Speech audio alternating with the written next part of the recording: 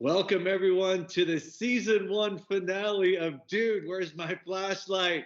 We have come full circle, and what a journey it's been with Mack Murdoc from LA. Mack, my friend, from episode 1 till episode 18. How are you, my friend? It's good to have you back. I'm great. Man, you've done 18 episodes?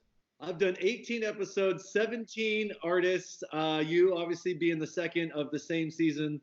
It's been quite a journey. It's been such a fun project for me to put myself out there. Honestly, to learn and connect with all of these different artists, and they're all very unique and have so much to offer. It's been such a joy, and I'm full of gratitude for this project. I can't wait for season 2. I think I'm gonna take some time for myself and come back even stronger next season. Dude, that's awesome, man. I'm so proud of you. That's awesome. Thanks, buddy. It's just I really hope this community can be more connected, and I think there's nothing more valuable than actually just sitting down and listening to people talk and share what they believe and how they feel about this art form And and that's you that's know the thing I love about your podcast too, is like literally like don't get me wrong, there are it's not even don't get me wrong. It's more like there are people, people that I've looked up to that I don't know anything about. Like, it's not these people aren't celebrities that are in the news all the time and you can just Google search and know their whole life. It's like, no. This is just you just watch what they do and you want to know what's in their head when they do it. And I think you're one of the first that actually have put out like a legit podcast. I mean, at least that I'm aware of. yeah. There might be, I don't know, but as far as I'm aware of, like that really dive deep into the soul of all these people, and then I get to like hear it, and I don't know, it's inspiring, man. I like it. Well, no, thanks, man. And the reason why I really wanted to have you back, and I think that the title of this podcast, which you'll know now, is it's called Stay Human, and I want to title this episode Stay Human because that's what honestly you make me feel. And I sometimes have social anxiety. Sometimes I suffer from isolation. And like I sent you that text a couple months ago, I'm like, dude, you're my lifeline. When I'm feeling down, I want to feel human. I want to feel real. I want a real connection. Dude, I'm reaching out to you, brother. You're my lifeline, man. And I just can't say thanks enough for that. I'm getting emotional, man. I know, I know. Legit getting emotional. Well, speaking of emotions, we're not going to dwell on that one too much. But, dude, happy Valentine's Day to you, Dominique. I love it. How was your Valentine's Day? Thanks, man. It was good. It was simple. She had work, so it was just kind of like a nighttime kind of thing, massages and dinner. Love it. I love it. I love it. Yeah, Yeah. I saw that post you did. It was 11/11, and it just it touches me. Obviously, I work a lot with my partner Katie May, and all the effort and support that our partners give us. I think that they deserve a huge shout out. Not just for Valentine's Day, but just for all year, really. Oh yeah, it is part of the inspiration of who we are. We feed off them sometimes. Oh, 100%, man. And just the late night meals and the late night journeys, the 3 a.m. Stargazing. It's not easy. It's not easy, especially if they're not as into it as we are, and they're going along because they love us. And I think that says a lot. It's definitely one of the things I appreciate the most about her. She's not the most into like at not midnight adventures, but you know what? She comes along anyways, and she has a good time. Yeah, no, I couldn't agree more, man. Mac, I want to get into the VR, the tilt brush. I've seen your posts lately. I've always wanted to do it ever since the episode with Dan and his light painting blog. I'm super into it. I often paint what I consider VR for myself with closed eyes, blindfold. Sometimes I paint. So basically, I'm in the VR room without a VR. Mac, how's your experience been with it, and how much fun is this app? Dude, it is to me at least personally, it's been like a whole game changer. And don't get me wrong, do I think anything is going to replace regular light painting? No, but it's also two different things. And I think it's a brilliant concept to be able. I don't know, can we call it light painting? I think it's light painting.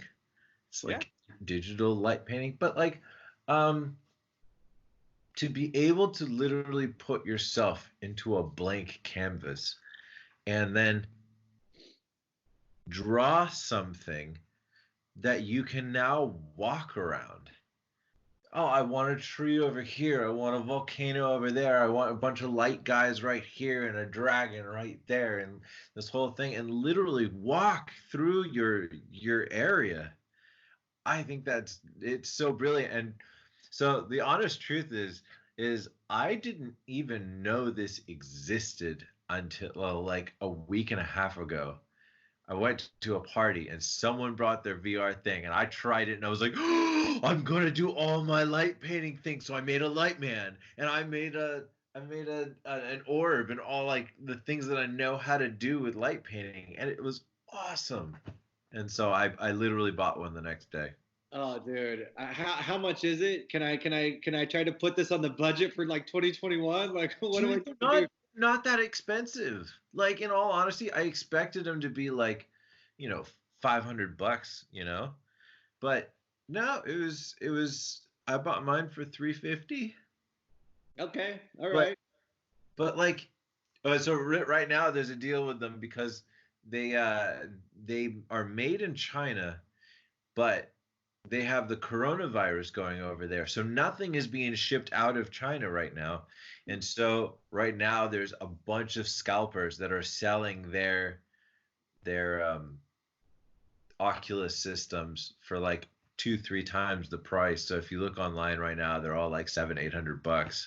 Okay. Yeah, no, that's a little rich for me. I think I'm gonna come to LA and practice on yours first before I throw down. And the cool thing too is, let's say you and I wanted to link up and light paint in the same area together, we can do that. If I wanted to paint something and then send my painting to you, and then you go into my world and paint it and make it your world, you can do that. And it's like, I don't know, it's I think it's gonna breathe a whole new uh, method of collaborating.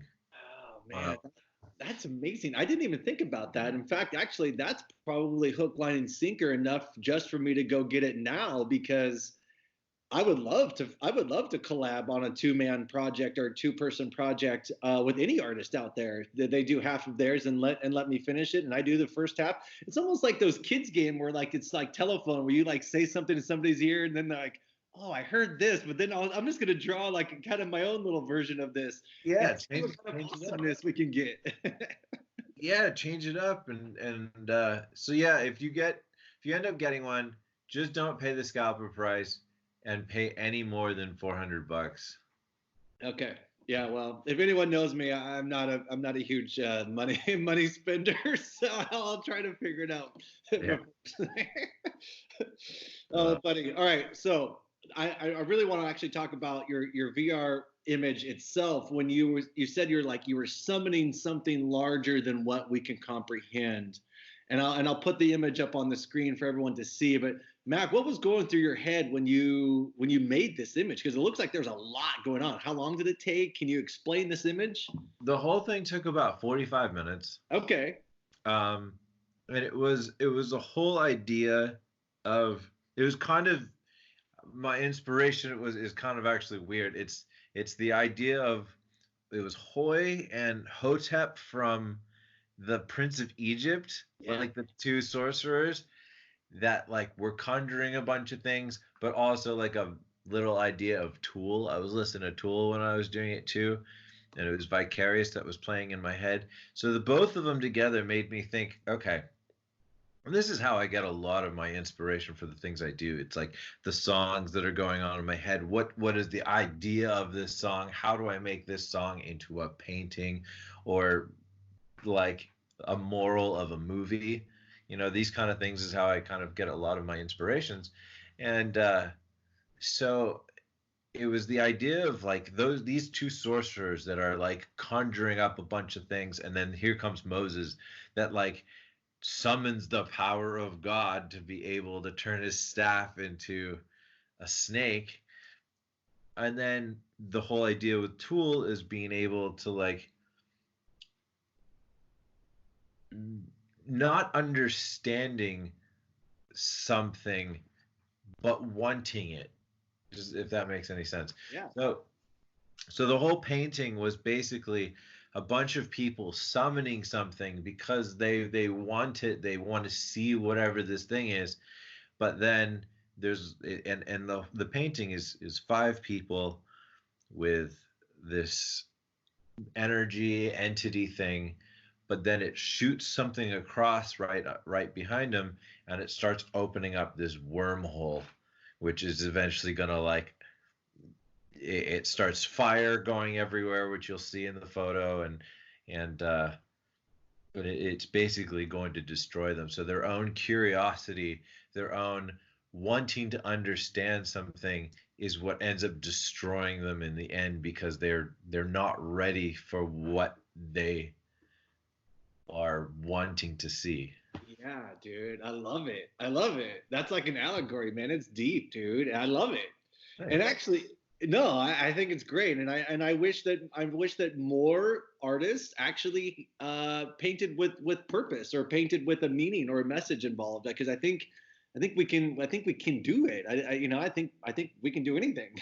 So Don't get me wrong, it's fun sometimes to just like go in or even outside with regular light painting is like and just screw around and paint something and see if something cool comes from something. But I think painting with a story in mind has its own challenge. And I for my personal art love the challenge. The challenge is the greatest.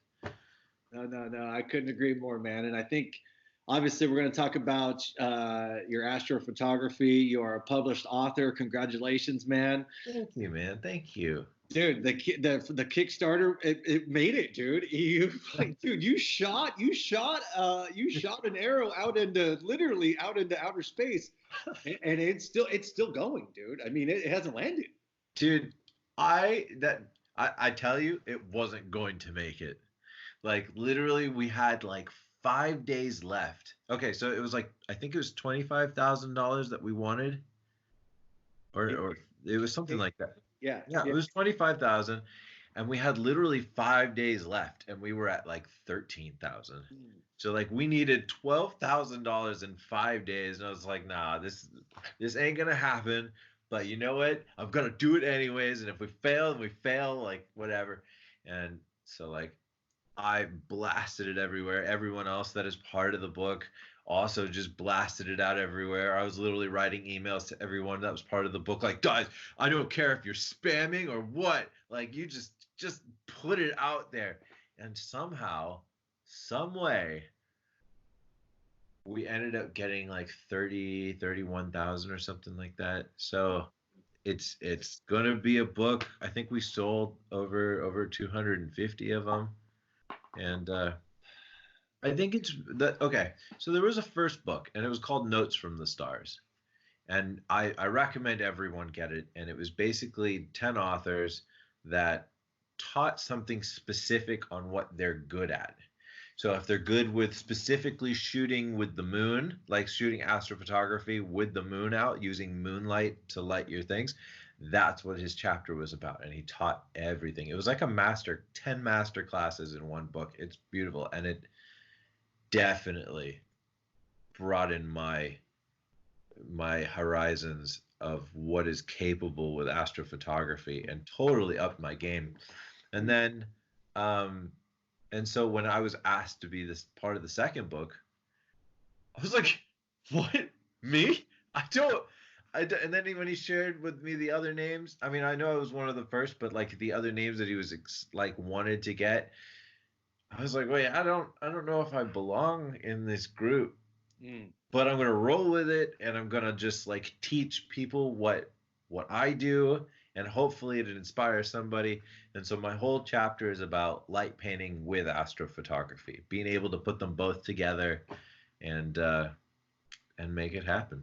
And man, you know what? That's a huge task. That is a challenge. I mean, you're talking about something as dim as well, actually super bright, but super far away, tiny little star versus a super bright torch, and then you have to sort of blend them between what the foreground is and what the sky is doing. Oh yeah. Dude, is there any like light painting? What would you give us as far as a quick little tip or trick or tutorial on how to match the galaxy gases with your foreground?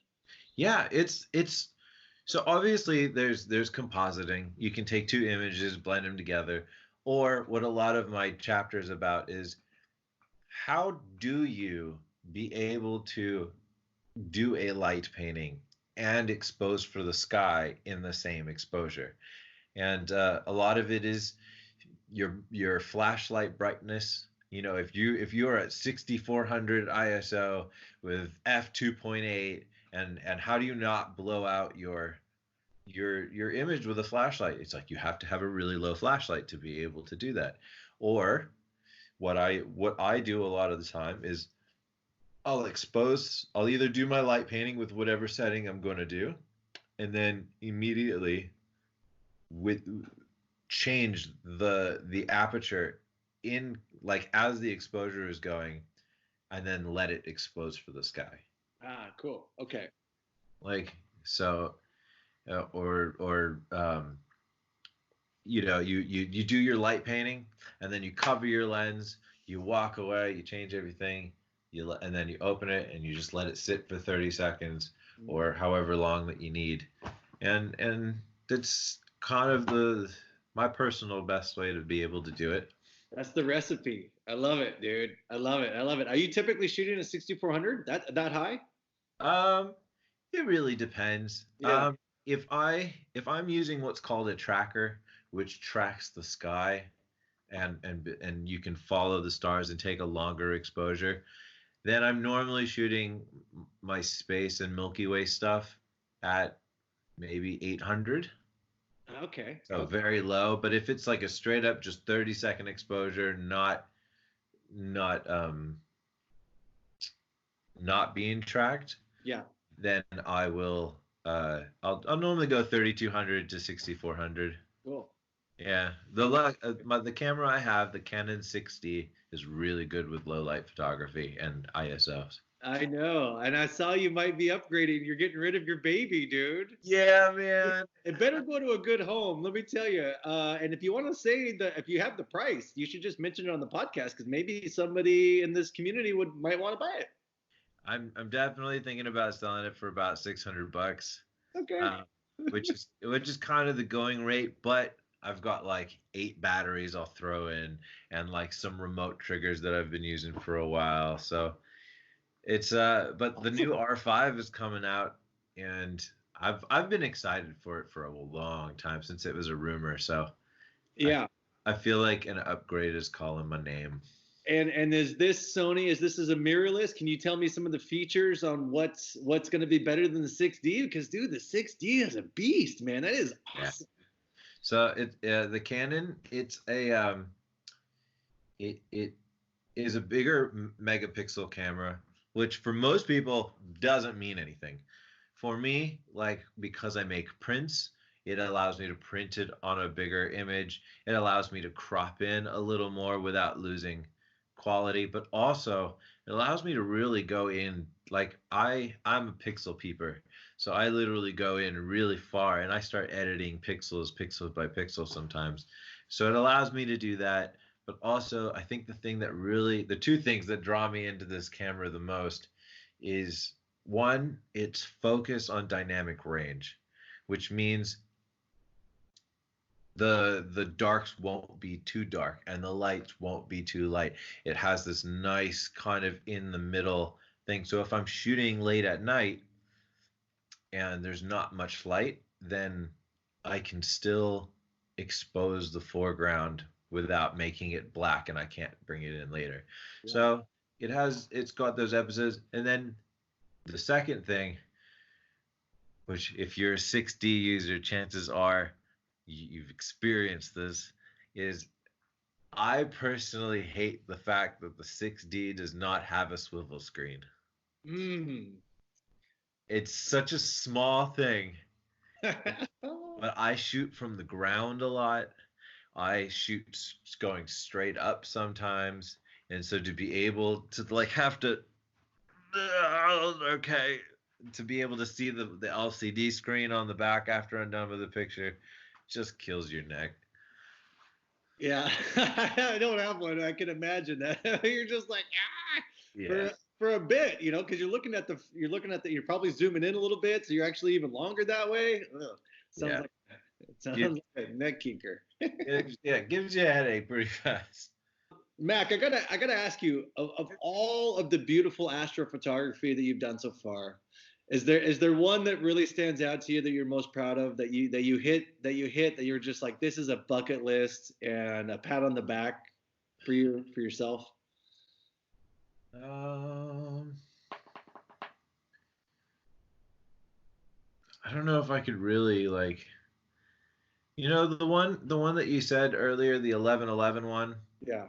That was a pretty big one for me. Like that was one. So I'm the kind of guy that I don't want to say I'm never happy with my work because that's not the truth, but I'm I never feel like something is finished.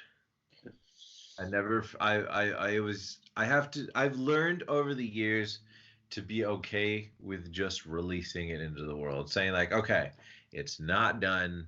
It probably will never be done, but I feel like I don't really know what I can do with it anymore.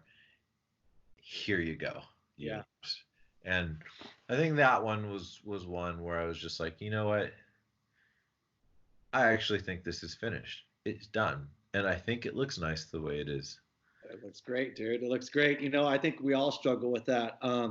Especially, with me, I'm doing a little bit longer compositions now, sometimes 2 or 3 minutes per light painting, very Chris Bauer like in mass, Yeah. and so it's like, do I add that one more line? Do I try that little bit more definition where it could really just blow the whole thing out of the water? And it's like, oh, where do I stop and where do I start? And I think we all struggle with that, my friend. Yeah, it's kind of goes with being your own worst critic.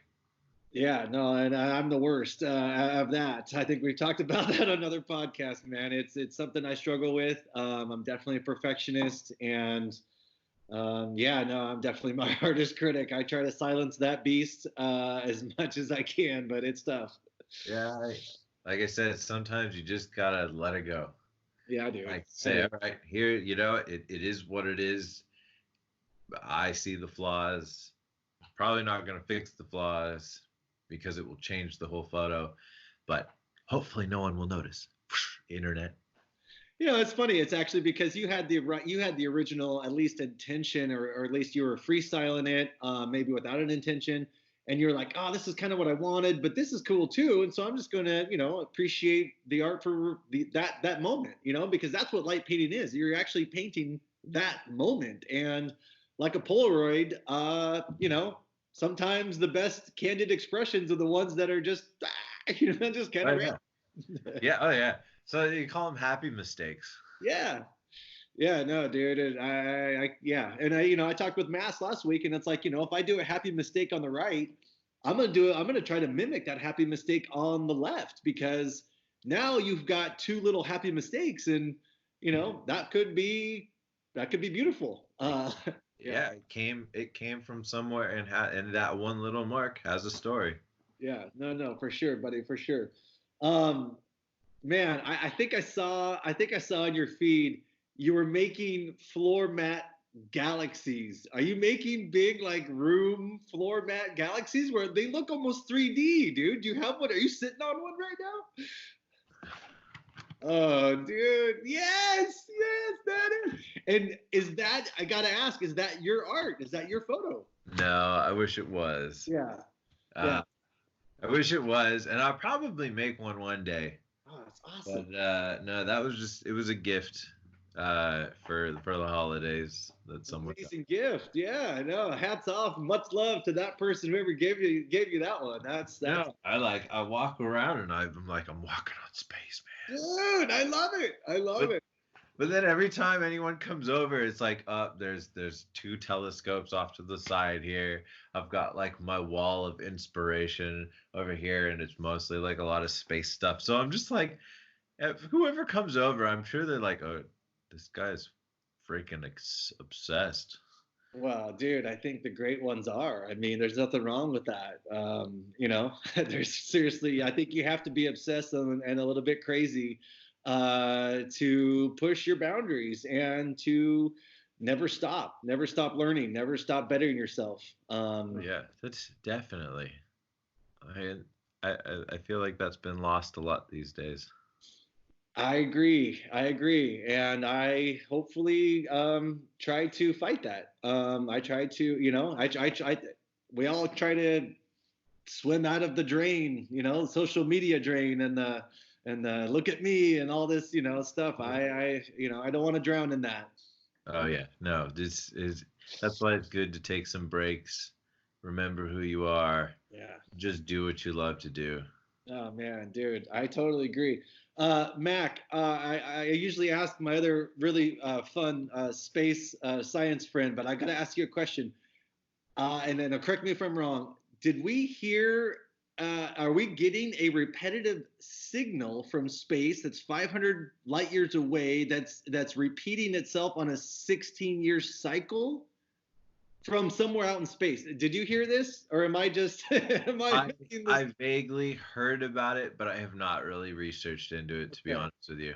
Okay, I haven't either. But I mean, I think the reason why I used to lay on my back deck with my dad under the stars and camp out on a mattress is because I love space.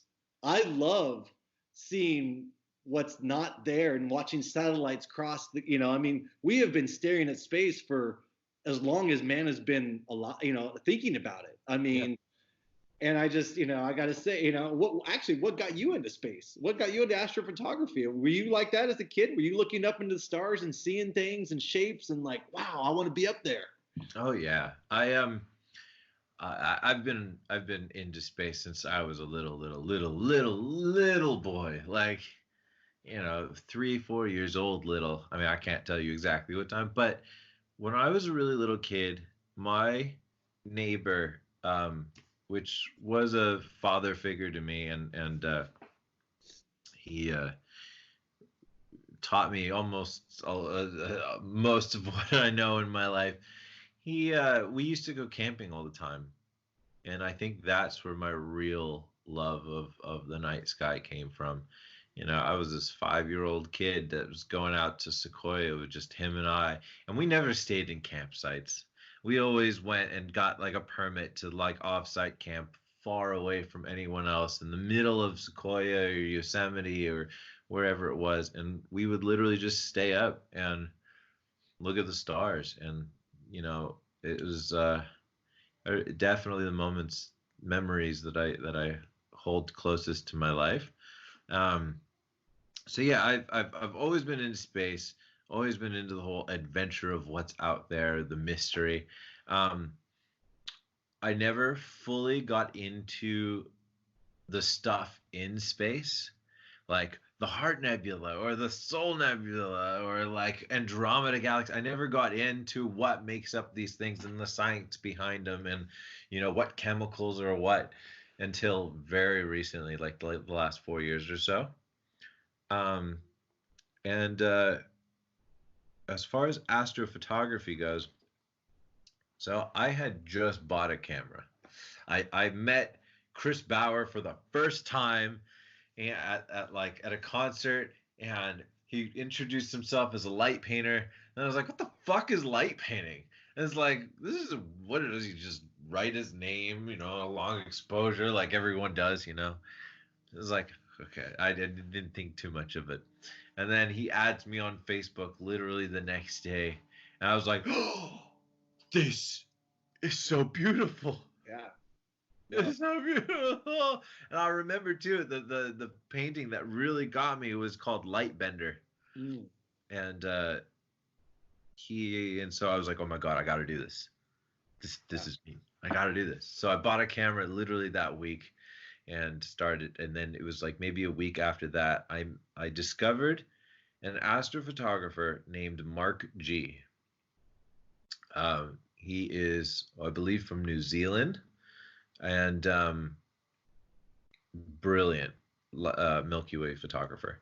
And then when I found out, like, I did not know that he was using a regular camera. I thought to be able to shoot the Milky Way, you needed some insane, new, crazy $4,000 camera.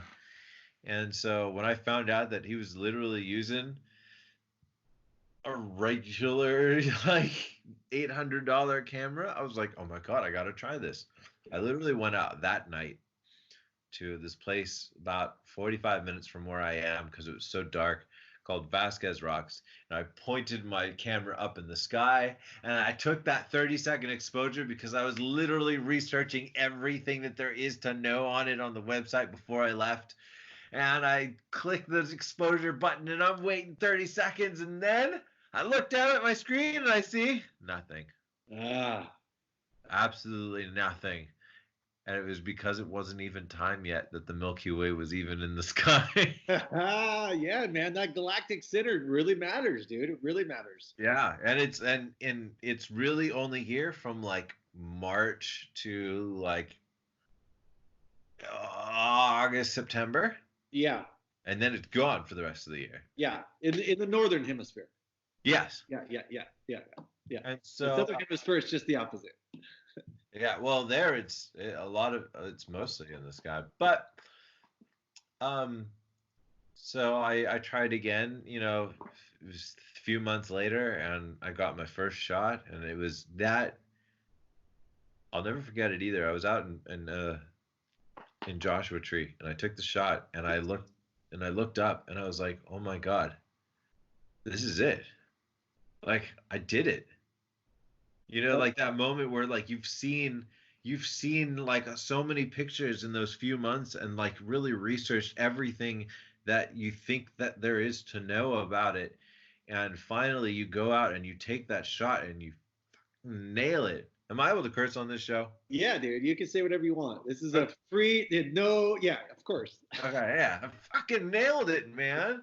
And like, of course, when I say nailed it, I mean like it was slightly out of focus, but I saw it and I saw the details in it, and I was like, it was a very emotional moment for me because I had like I've been obsessed with this my whole life, and I just captured it on my camera where I could literally take it home, put it in the computer, and maybe make some adjustments, and then have this for myself to like be proud of my own accomplishments for. Oh, buddy, I couldn't agree more. We're going to put up both of our first Milky Way shots because I've got one in Joshua Tree, the same, dude. I literally just aimed it at the sky. There was actually a Milky Way or nighttime Joshua Tree nighttime workshop going on, and they were trying to use the arch. I know you've done a couple. I'm not sure what exactly it's called, but I was doing some light painting there, and you know, I was like, man, I'm not done light painting. They're all like, are you going to leave the scene so we can shoot this like over the rock? And I was like,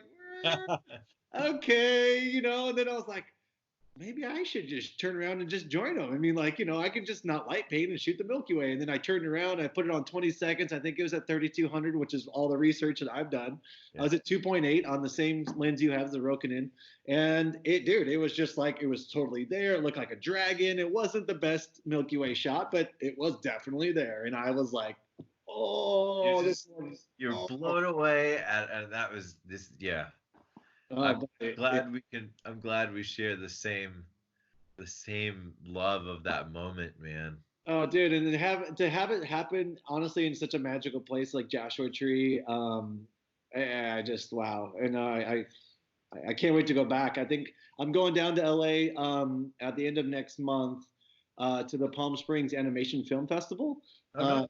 Yeah, and so I'll be around that weekend, and I'll be looking to collab if anyone wants to, especially with you. I'd love to try that VR if I can. I mean, you're right next to Joshua Tree. I'd be down to meet you there, and like, That would be really cool, man. I think that we could do some really really good stuff.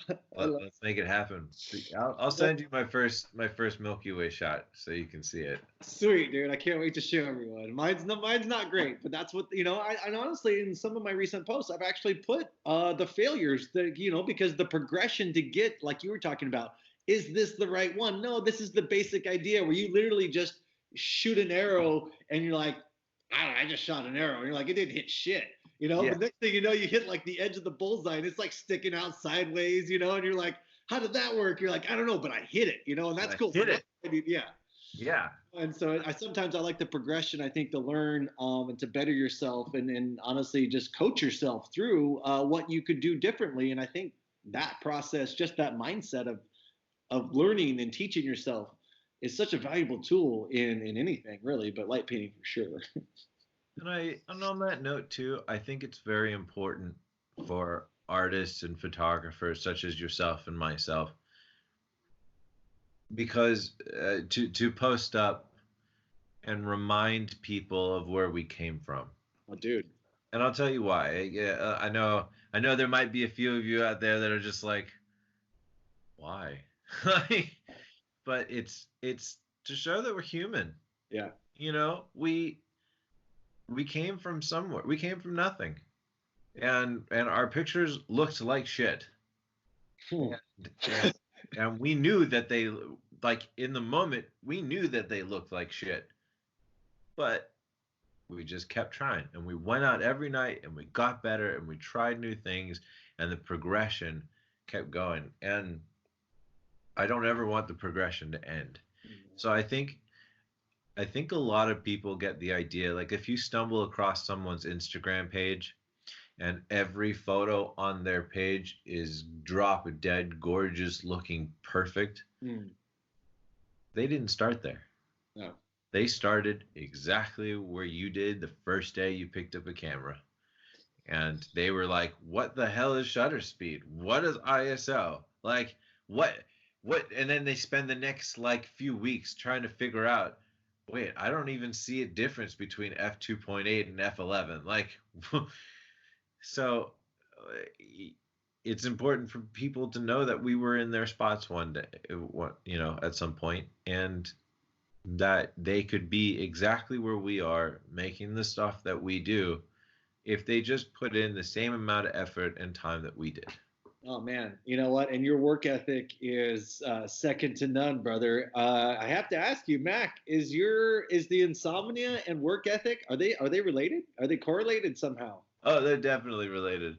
I wish I could lie to you and say that they weren't, but no, they definitely are. Which came first, the work ethic or the insomnia? Like, are you working because you can't sleep, or you can't sleep because you're working so hard? I always had work ethic. Like that is such an important thing for me. I'm very punctual. If I make a plan, I'm gonna stick to it. And like I'm the kind of guy that likes to keep a calendar, and plan every day from beginning to end, hour by hour, and it keeps me time management. I love having deadlines instead of just open. Even if it's my own, like I made it for myself deadline, like I'd rather have that than no deadline. And don't get me wrong, I'm also pretty chill, loosey-goosey sometimes. But like, as far as work ethic goes, that's how I like to live my life. Now, my insomnia comes from I finish everything in my day, but sometimes I finish early. And it always goes in my head of like, what else could I do to make today more productive?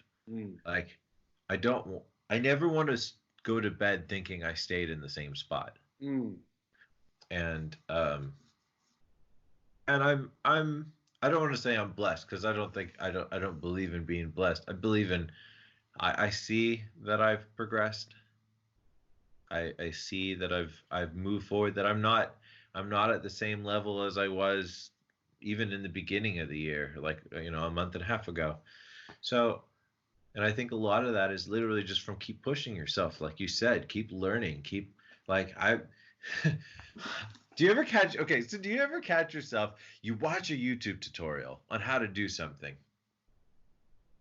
and then you watch it again, And you still haven't done it because you probably don't even have like the tools to be able to do it, but you want to know how it's done. And then finally, when you get that tool or whatever it is, and you're ready, that you have the abilities to create this thing, or to capture that thing, or whatever it is that you watch the movie on or the tutorial on, you watch it again, like the third time, just to know it. Yeah. That's a lot of how my insomnia is spent. It's like just learning and getting things done. Yeah, I hear you, man. Mac, I saw I saw deep in your feed as well. This is why I love this podcast, because I get to go deep on these artists, and yeah, I saw you mount a train, brother, and it was running, and I have this long standing itch to jump on a train with an open box car and to spin some steel wool through the frame, have cars stacked up blocking traffic so no police can get there, right? And have like 6 cameras at all different like shutter speeds, because I don't know what's going to be looking good or whatnot. Maybe like a 1 second to 3 second exposure, long as I can clear the whole frame on the train. But my biggest question is to you, is not getting on, is how did you get off safely? Because everyone's like, don't do it, you're going to break an ankle. And I'm like, yeah. Well, this disclaimer, it's probably not smart to jump on moving trains. I know. No, it's not. And I don't recommend this for anyone that's watching, but yeah, this is don't recommend, don't do this at home. This at home. But honestly, so okay, before I got into photography, I did parkour. Oh, that's right. Yes. Yeah, and I did that for 6 years or so, and I literally was an everyday thing. So like I knew how to jump off the train, moving at a somewhat fast speed, and then hit the ground and roll and like, lose that momentum. So like I had some training on how to do that. I mean, not physically, I didn't do it 1,000 times, but I knew the idea of what I needed to do to get off the train. But yeah, so awesome. Getting on the train wasn't as difficult as getting off the train. Yeah. I know. So I had this whole thing planned, and like where I was going to put a couple mattresses and some bean bags and some big like it have an exit, like it having like an exit stage where it's like foam, and like I'm just going to ditch it, right? I'm just going to leave that. That's not a bad idea. No, seriously. And then like, dude, I can hit and roll like a football roll. I mean, I just shoulder it and then like roll. You know, I mean, dude, I can do that. I've bouldered enough walls and fallen off things that I think I'm okay. I don't know. I probably won't do this, but if I do, you'll see it. I will be excited if I do see it. I know. I try to do less crazy things these days, but you know, I have the itch, and you know, I gotta stay human, man. That's what this episode's about, is staying human. a lot of what I do is I call it the fuck it factor, where if you see something that could be fun and you know you can do it, obviously with its limitations. Yeah. And you have that fear inside of you telling you that you shouldn't do it. Sometimes you just gotta say, fuck it. And I've learned the hard way that you can't count yourself down either. Like I remember I was going cliff jumping once, and it was like 60 feet, you know, into this water, and I was standing there, and 60 feet is pretty high when you're looking up. Yeah. And then so I was at the top and I was ready to go, and it was like, all right, 3, 2, 1, nope, can't do it. 3, 2. It's like, nope, you just have to say fuck it and go. And so that jumping on the train was definitely part of the fuck it factor of like, oh, I think I can do this. Fuck it. Inspiration, brother. Inspiration, man. I can't wait to see if I can pull that one off, man. Mac, does your love for the stars, does your love for astronomy and shooting it, does it translate into astrology at all? Do you have any superstitions in light painting? Are you an astrology kind of spiritual guy? No, I'm not an astrology guy. I've done my fair share of research on astrology and learned where it came from, and I'm not here to like.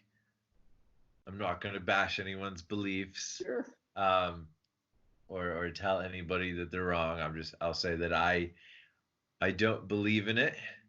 Um, and I'll tell you this though, I did believe in it though growing up. Okay. I was so proud to be a Pisces.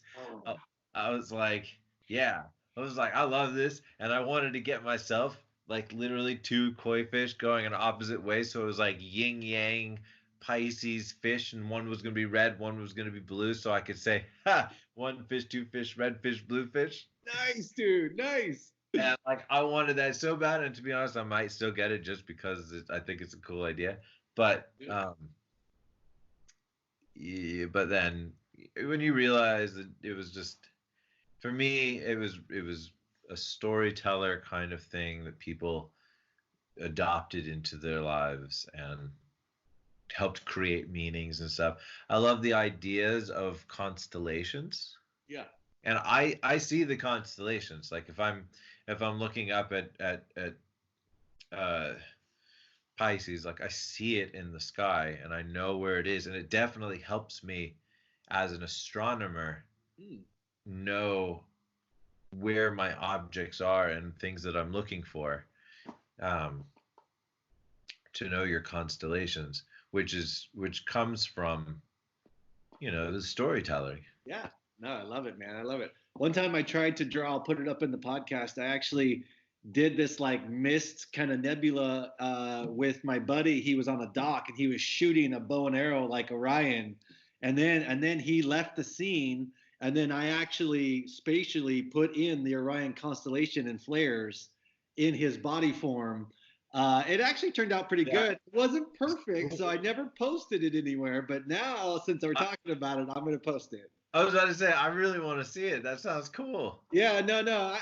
I come up with some crazy ideas. They just never quite get executed to the way I want them to. I'm still working on it, but that Okay. goes back to our, inner self-critic of like, nah, you should just post this. But it's all right.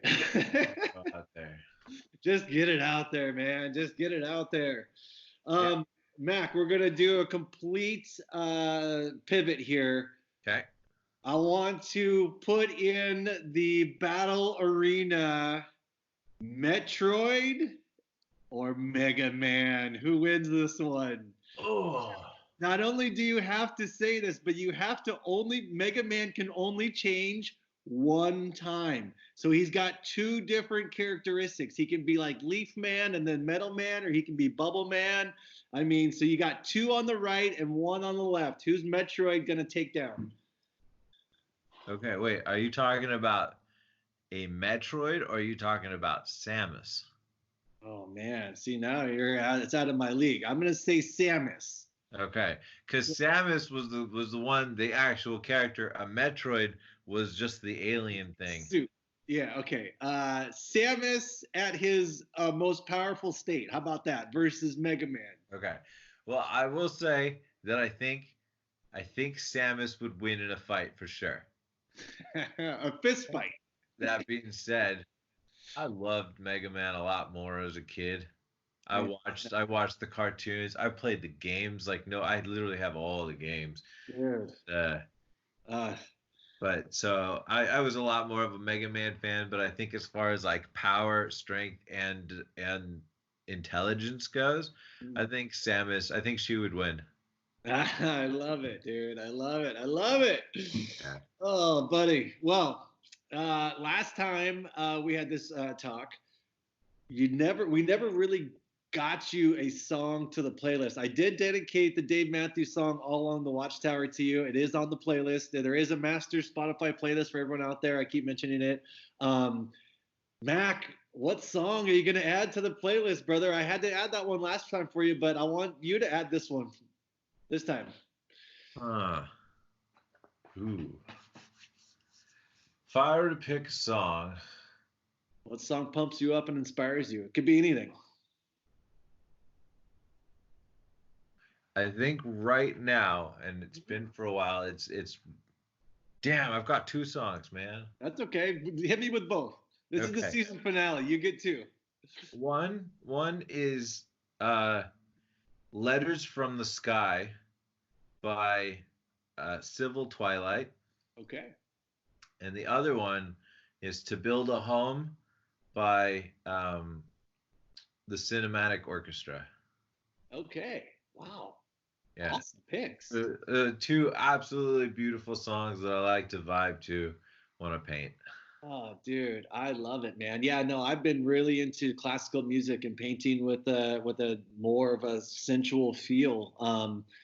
One of the things I'm working on, for me is just the tempo is slow down. I think when I slow down and I'm calculated, a lot better images or creations start happening. So Yeah. good choices, brother. I can't wait to listen to them. I can't wait to add them to the playlist, man. I'll Yeah. probably paint to them tonight. Actually, I've been filming a lot of my stuff behind the scenes, and so I'll send you the video. Oh, nice. Yeah, Yeah, I want to hear what you think. yeah, I love it, man. I love it. Mac, so much more to talk about, but we're kind of getting pushed to that limit of the ceiling of time, brother. If you could come back and if you could teach at this light painting school that hopefully will happen someday, I would love to have you. Is that your thing right now? You wanna make a light painting school? I would love to, either online. I would love to do some sort of like brick and mortar. I'm gonna have to have a Kickstarter, some sort of fundraiser to figure this out. But I think we could do light painting 101. We could do advanced compositions. We could do everything in between. That'd And be that'd be really cool. I'd be so down. I would love to actually, I would obviously, want to be there and help, but I mean, I would love to have help with the community. I mean, like even if I'm thinking like in season two, every guest that comes on actually does a live course or a teaching on what they feel like they could help people with. So if you could list one or many things, what would you teach? What would you help people with? I'd probably definitely go the stuff in the book with mixing astrophotography and light painting. Yeah. I think I think that there are other artists out there that are way better than I am at specific things like orbs or light people or kaleidoscopes or rotations or lens swaps. Like I am nowhere in the best to that, and nor am I the best as far as astro and light painting goes. But like I think I do have enough knowledge to be able to teach that well and get someone excited to be able. Like I want to see people's faces the first time they see the picture of the Milky Way with a light painting. Oh man, I couldn't agree more, dude. I hope we build you a full Southern Tower observatory with a huge whatever. I've seen your pictures of your gear just in your room. I hope that our funding can expand on that and then get you what you need, brother. It'd be amazing to have you there. Thanks, dude. I appreciate that. And when you get back out here, we're gonna do some together. I love it, dude. I can't wait, man. I can't wait to see you, dude. Thanks for coming back on the podcast, man. It's been a great season. Thank I'm you for looking having forward to me. season two. Dude, you've been a huge inspiration to me, and if nothing else, dude, honestly, a lifeline when I needed it. And there's not a thank you big enough for that. So, love you, Thank, buddy. thank you, man. I appreciate that, and I love you too, man. And honestly, it's always a pleasure to chat and talk with you. And like you're always such a fun, warm energy that I enjoy to be around. So thank you, and thank you for having me on the show again. Yeah, of Um, course. Mac, where can we find your work? I know that you're Mack Murdoc on Facebook and pretty much on Instagram. Do you have your website? We can put all the links to your Secret of the Stars, all the books. website's not up yet. It will be very soon. And you'll be able to get prints and T-shirts and fun little things here and there. Yeah. Um, and as far as the book, you can order the book right now. I'll send you a link, Cool. um, and you can order it. It's not going to come out until May. Okay. when everybody that got the Kickstarter gets their copy. It's already written. We've already done all the hard stuff. It looks beautiful. We just have to now worry about the formatting, printing, sending it out to everybody, and we're all doing that by hand. So, Oh, wow. but so yeah, I'll send you a link. You can post it in, and if anyone wants a copy, go grab yourself a copy. Cool. Yeah, it's in the link in the comments below. I love you, man. All right, man. It's good talking to you. Hopefully, I'll see you next month when I'm traveling through, and maybe we hit some Joshua Tree and get some galaxies. Yeah, let's create something wicked, man. I love it, dude. I love it. All right, man. Thanks. All right, love you, dude. Take it easy. Bye, everybody. Thanks for tuning in. Yep. See you next season. Season 1. That's a wrap. That's a wrap. I think my TikTok dance is like, I don't know. My little nephew does it. I can't dance, so. I love you, man. I'll talk to you soon. Take it easy, buddy. Peace. Bye.